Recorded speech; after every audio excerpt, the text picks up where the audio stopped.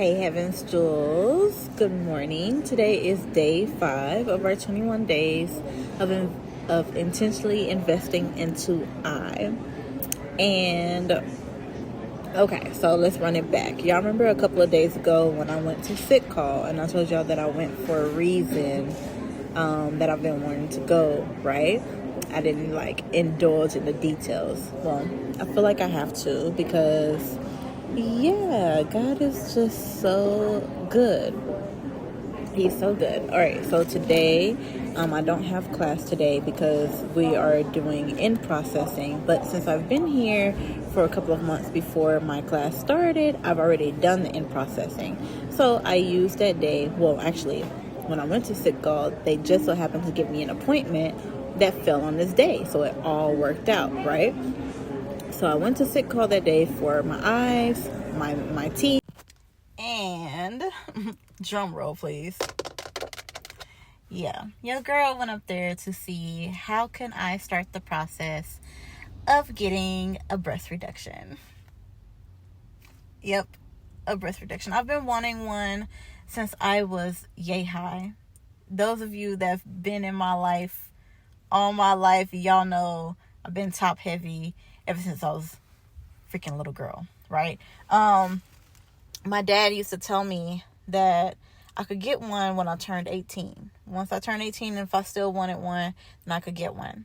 Well, these things ruined my life. Like, I used to love playing soccer. I used to love running, like all of that, but they're not my friends. But anyway, so yeah, dad passed away and I've just never been able to get it done, right?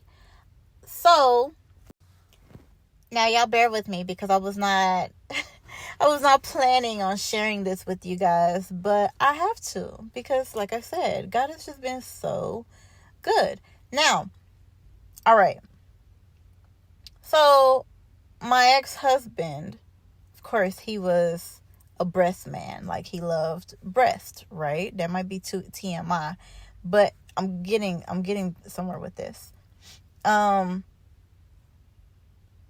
would always say something about how I wanted to get a breast reduction or whatever. And he would say something like, "Oh, I'm going to divorce you. If you do that, I'll divorce you," or whatever. And, and so, yeah. So, and he ended up divorcing me and I didn't even get it done. So lately, I've just been thinking like, okay, well, since I'm divorced, I'm going to get it done. And I think that God is trying to deal with a religious mindset that I have, right, about breast reduction. I really was like, "Oh, Lord, I don't know how you feel about this. I know you don't make any mistakes, but would it be a sin if I go get this done? Because, you created my body and this is how you made it, but I don't like it, Lord." And, and since, that made my husband feel some kind of way, I've just been like, well, dang. Lord, the people or the person that you have for us, right? And obviously, there are certain prayers that I have for my spouse, characteristics and qualities and stuff like that I would like in my spouse. And I was just like, well, how would I feel if they were not endowed in the area that I would like them to be endowed in, But I was just like, you know what? But what's most important is their heart and how they love me, right? So what would you do if I, God forbid, got breast cancer? Would you'd want to divorce me because I don't have breasts anymore, because my appendages are my extremities are no longer there? But anyway, so all right. So this morning I woke up really early. I spent time with the Lord. And I knew that today was going to be a big day because I was going to go to sick call to speak with a nurse or a counselor or however the process worked. And just to see how can I get it done, because I heard in basic training, one of my female drill sergeants, she just told us, she was like, well, you guys know that, if you ever wanted to get a cosmetic surgery, the military gives you one free cosmetic surgery. Sign me up. And so I've been thinking about it ever since basic training, right? I'm just like, oh my God, I'm going to get it done. And I wrote it down this year, 2024. I'm going to get it done. So I prayed. I spoke with the Lord about it this morning. Prayed, and I was just like, Lord, I really honestly don't know how you feel about this, but Lord, if it be your will, if you will allow me, then you speak clearly, Lord. All right, so I get there, I sign in, and 5 minutes later, I hear my name being called. So I walk up to the front, and boom, there's this nurse with these big, gigantuous, humongous breasts. And I'm like, my heart drops to my stomach, because I'm just like, dang, I feel like the Lord is about to tell me no. You know what I'm saying? Like, because here she is, and she's doing her job, and she, you know what I'm saying? Like, yeah. I'm just preparing in my mind that the Lord is about to tell me no. So we go in this back office, and we start talking, or she takes my blood pressure and whatnot. And she she sits down, and she looks at my paper, and she was like, so I see that you're here because you want to get a breast reduction. And I was like, yep, the irony. I was like, the irony of me wanting to get a breast reduction, and I come in here and boom, all I see is titties. And she just started laughing, and she was like, girl, me too. She said, I just had a child 3 months ago. But once I'm done breastfeeding, I'm gonna get it. So we were just talking, like we were just bonding over the hardships that these blessings give us, right? And she's been wanting to get it done since she was 16 years old, right? And so we're just talking, and she's like helping me out. She's telling me how to get this done. She's like, yo, they want like 6 months of documentation of your process of trying to get this done.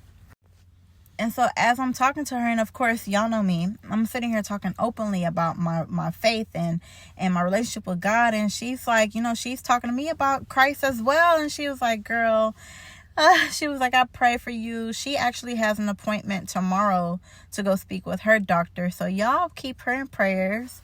The Lord knows who y'all talking about. But yeah, keep my nurse in prayers, because she prayed over me, and she was like, well, I really pray that, this goes through for you, and that it's expedited, because she understands it's been a while for her, right? And I asked her, I was like, can I ask you a personal question? She was like, yeah, go ahead. And I was like, how does your husband feel about this?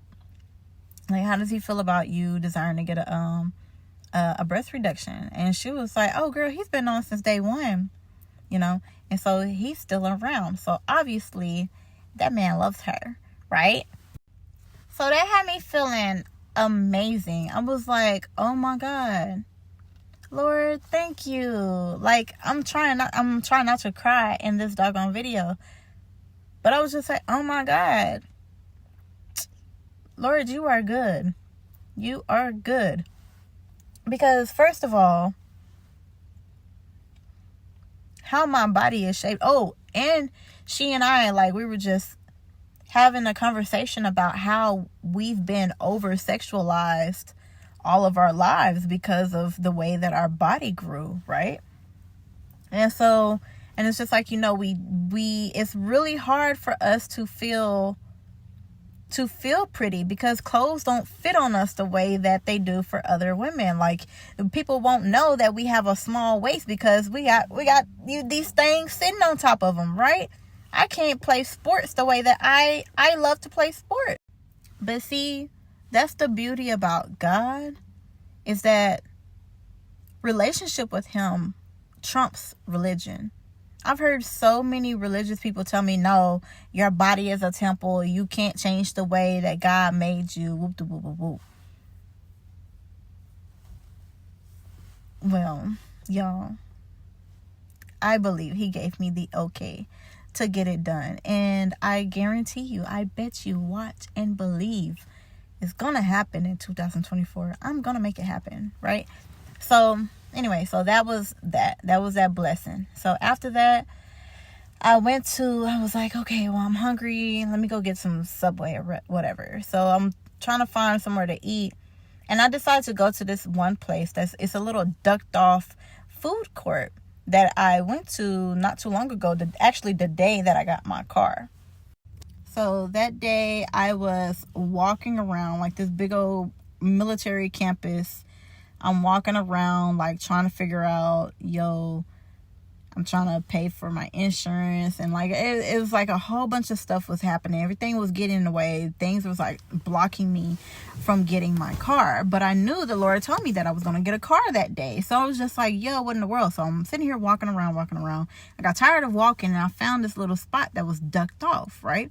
Went down there, and I'm sitting here making phone calls because you can't walk and talk on the phone while you're in uniform. So I go sit down, and I'm in the middle of this food court, and this lady walks past me, and she was like, like, are you okay? Because you look troubled. And I was like, yeah, I'm kind of stressed out. Like, that same day, I had an identity crisis. There was a fraud on my account. That's why I couldn't get insurance. Like, everything was just hitting me.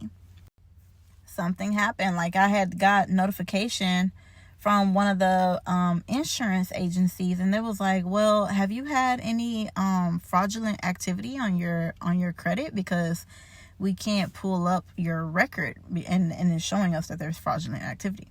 So I'm telling her about that, and that's so crazy because today I posted about identity. Y'all go check out the post.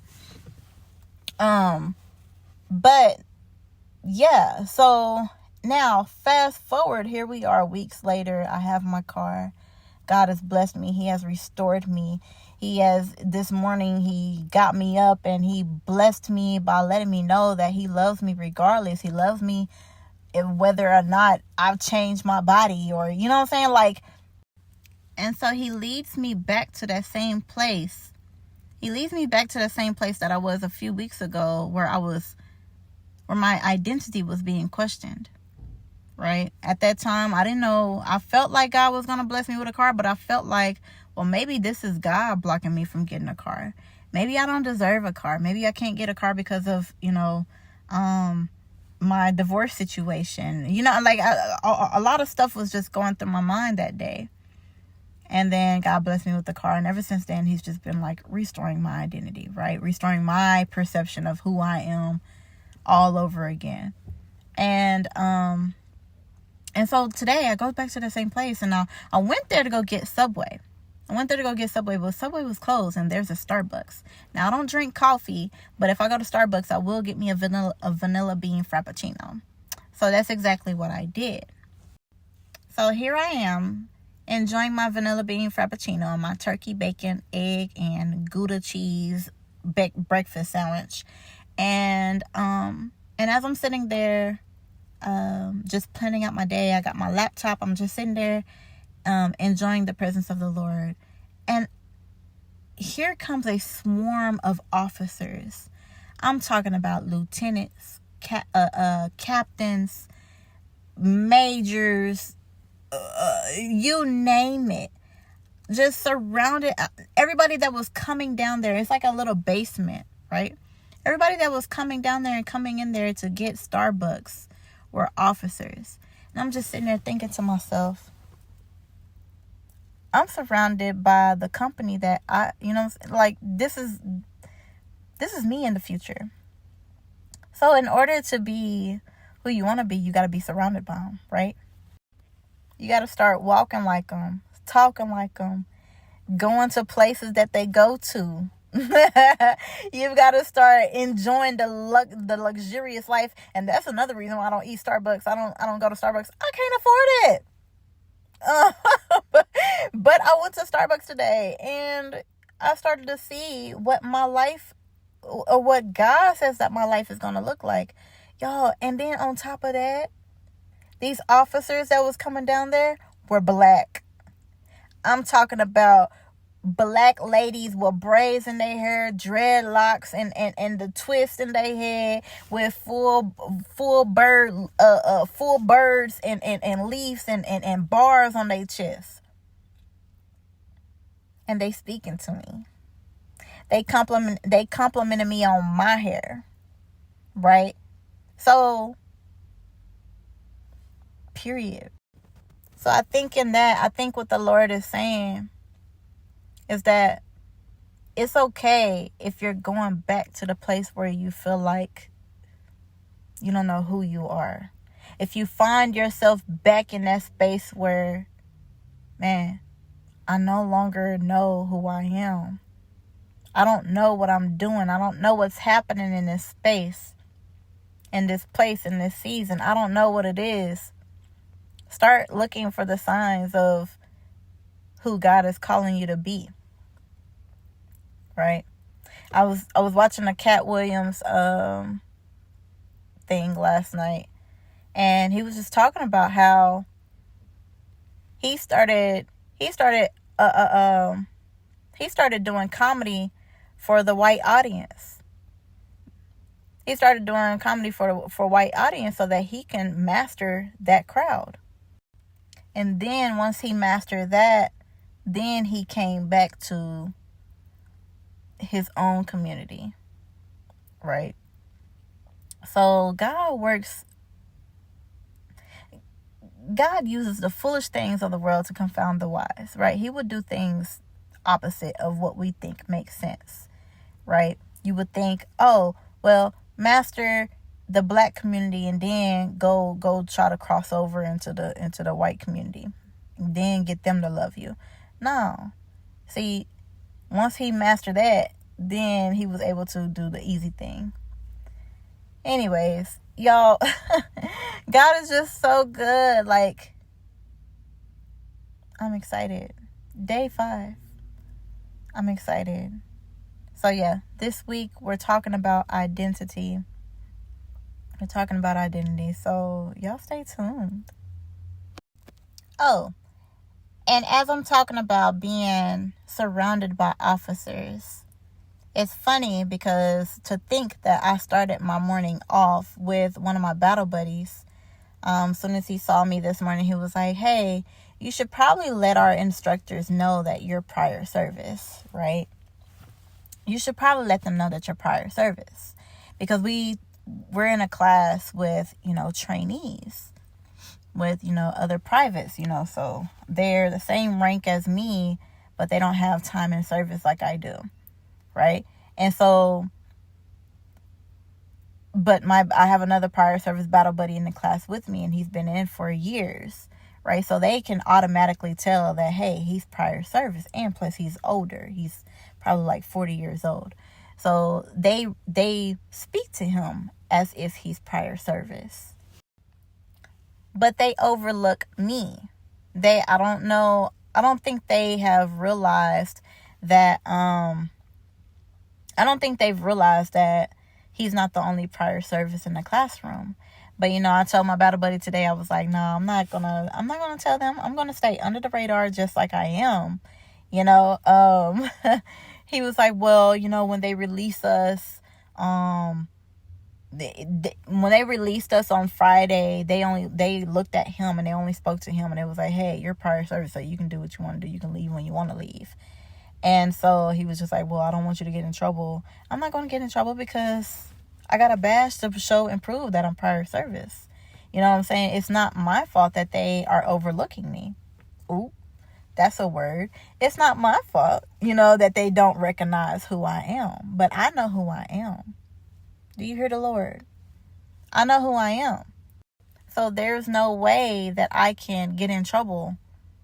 No way at all that I can get in trouble for operating in my element. There's no way I can get in trouble for being who I am, for being who I'm called to be, right? If they miss me, they miss me. They're lost. They're bad. But I'm going to do what I came here to do in the way that I am allowed to do it, right? So, boom. Mr. Man, if the Lord allows me to get a breast reduction, because he say that I am his daughter regardless, I'm going to get it done. But I'm really excited about that. Like, the Lord, he said, where the Spirit of God is, there is liberty. And if y'all don't know by now, that's one thing about me. I'm going to be where the Spirit of God is, okay? All right. I think I'm done. I don't overwhelm the storyline. But, like, I'm just, oh my God, like, this is a whole powerful movement, and I love what God is doing. I love what God is doing. We 5, 10, 15, 20. We're like 15, 16 days away. You know what I'm talking about? And I'm really excited. But, y'all, January 15th, I'm popping off with another round of Cinderella's Makeover, a 10-day heart detox. It gets real. It gets real. Y'all join me in this. I'm for real. Like, yo, it's powerful. Heal that heart, baby.